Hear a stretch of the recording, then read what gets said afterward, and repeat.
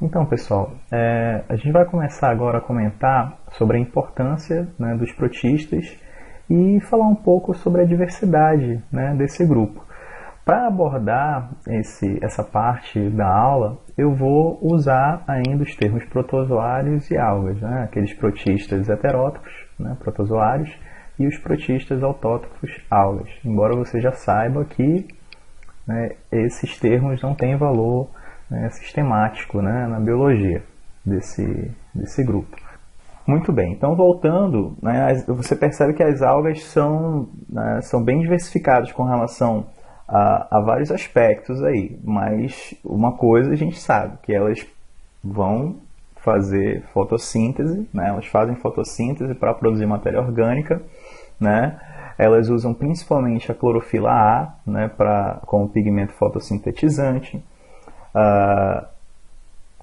Várias delas têm celulose na parede celular, tá?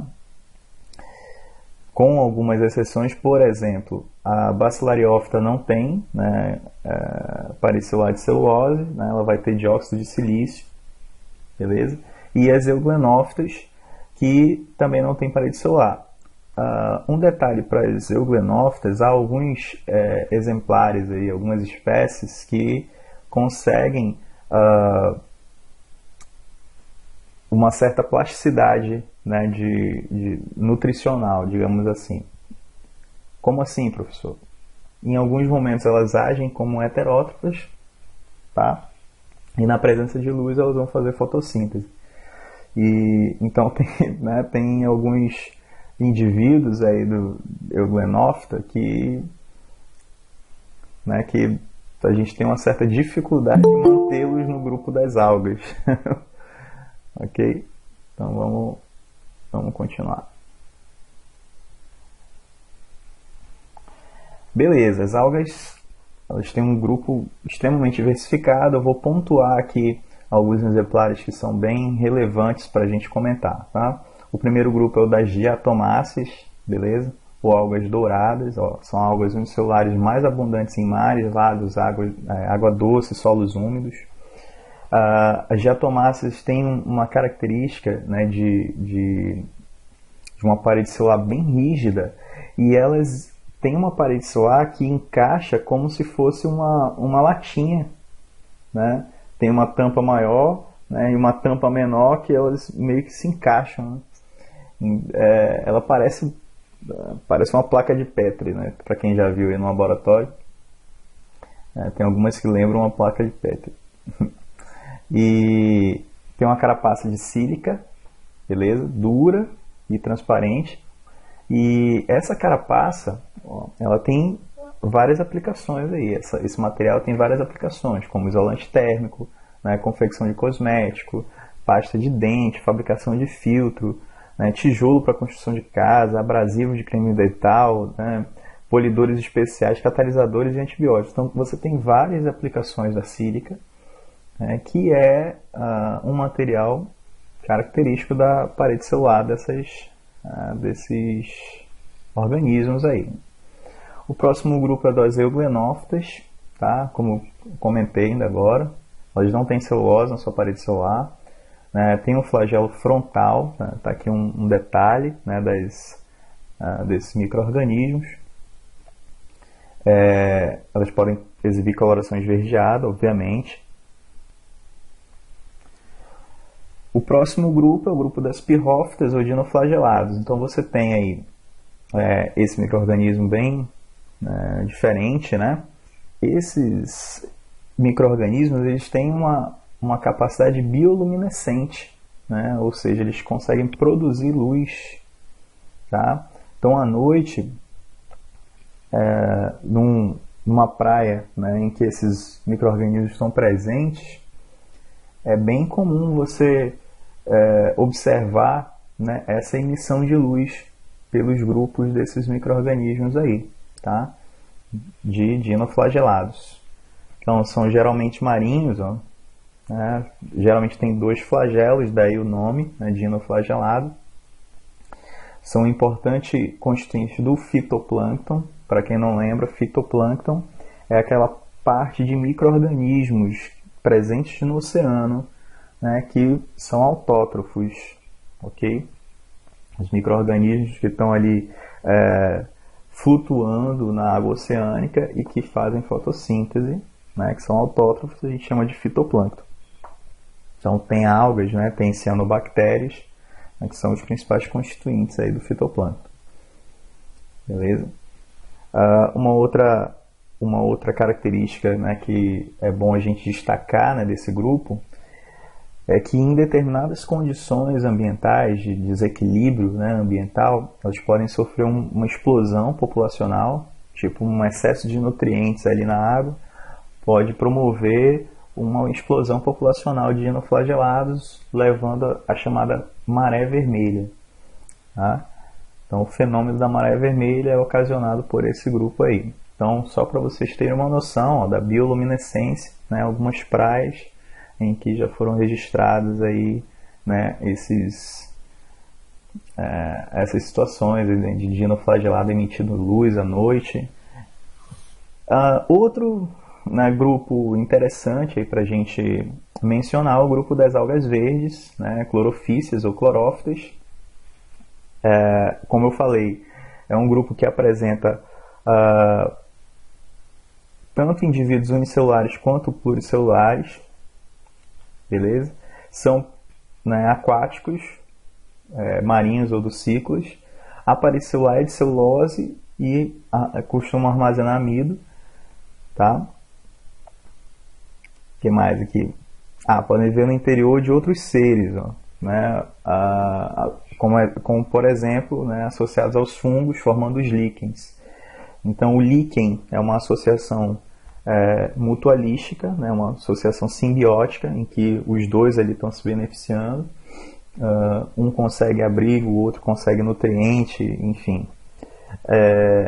Que sempre vai ocorrer ali entre fungos, né, e algas, ou fungos e cianobactérias. Então, você tem uma associação mutualística, tá? Outro exemplo é o das feófitas ou feofícias, né, que são as algas pardas. Então você tem esse grupinho aqui, né, em que o pigmento, a pigmentação dessas algas acaba dando uma tonalidade marrom, meio marrom, tá? Elas produzem, né, substâncias que são bastante utilizadas na indústria, né? Inclusive na indústria alimentícia e de cosmético, né? Que vão atuar como espessante, vai tornar aquela consistência mais espessa dos sorvetes, né? Creme, pudim e tal. Então essas substâncias são produzidas pelas algas pardas, tá? Eu acho que é o último grupo de algas, esse aqui, as rodophyces, isso, o último grupo de algas aqui, para a gente comentar. As rodophyces são as algas vermelhas, tá? Elas também produzem uma substância que é bastante utilizada na indústria, que é o agar, tá? O agar, ele também é eu não vou dizer um espessante, tá? Mas ele é bastante utilizado também para dar essa consistência de creme, de pudim, de sorvete. E ele também é bastante utilizado no laboratório, né, o agar, para fazer meio de cultura, tá? E meio de cultura para crescimento bacteriano. E outras aplicações no laboratório, tá? Então tem várias aplicações aí essa substância que é extraída das algas vermelhas, tá? O agar. Beleza? Ela também não tem funções alimentícias? Tem, cara. No caso de espessante também, né? De espessante de alimento. Tipo, para fazer gelatina, né? A gelatina, dentro dela tem também um pouquinho de agar, né? Que é para dar aquela consistência da gelatina, característica da gelatina. Quem dá aquela consistência é o agar, tá? Sim, senhor. Um exemplo aqui de reprodução, né, das algas. Elas, como eu mencionei na aula anterior, elas se reproduzem assexuadamente, né, E aqui você vê dois exemplos de reprodução assexuada, tá? Por divisão binária, né? Ou cisparidade. E aí aqui embaixo, aqui em cima você vê uma euglenófita, tá? E aqui embaixo você vê uma diatomácea. Como eu falei, a diatomácea ela parece uma tampinha, tá vendo? Parece que ela tem uma tampinha aqui, e aí ela, na hora que ela se reproduz, certo? Ela está gerando aqui duas paredes celulares complementares a essas que se separaram, tá? Um exemplo de ciclo sexuado, tá? Ciclo sexuado não quer dizer que vai haver necessariamente uma união de gametas, tá? Mas pode haver troca de material genético ali, né? Com união de núcleos. E essa reprodução, né? Esse ciclo, ele é considerado uma forma, né, de ciclo sexuado. Então você tem aqui os organismos jovens, que são haploides, ó, eles vão se desenvolver, né?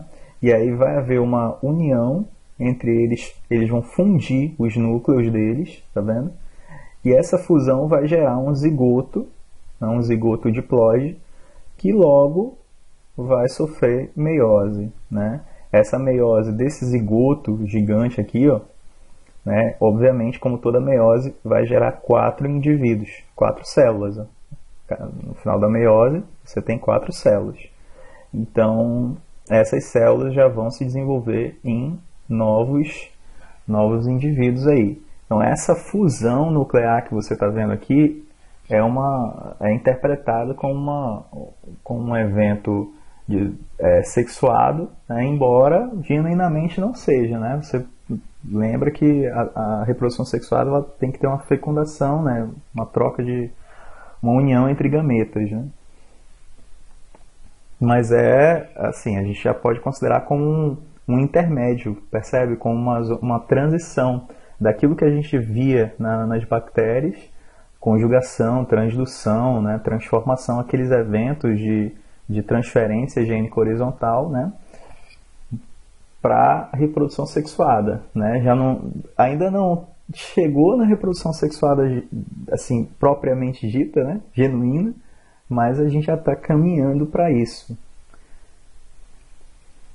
Beleza? Você encontra também nas algas um ciclo que lembra muito o das plantas, né? Alternância de geração. Você tem uma fase que é haploide, uma fase que é diploide, tá? Você vê aqui, por exemplo, ó, depois da fecundação, né, se forma um zigoto diploide. Esse zigoto vai gerar uma fase chamada esporófito, tá? Isso aqui é bem parecido com o que você vê na planta, né? Vocês vão lembrar bastante aí de botânica nesse ciclo. Então esse esporófito ele vai se desenvolver, tá? Por que o nome é esporófito? Porque é uma fase, né, do ciclo de vida em que a alga vai produzir esporos, né? Esporófito é uma estrutura que produz esporos, ok?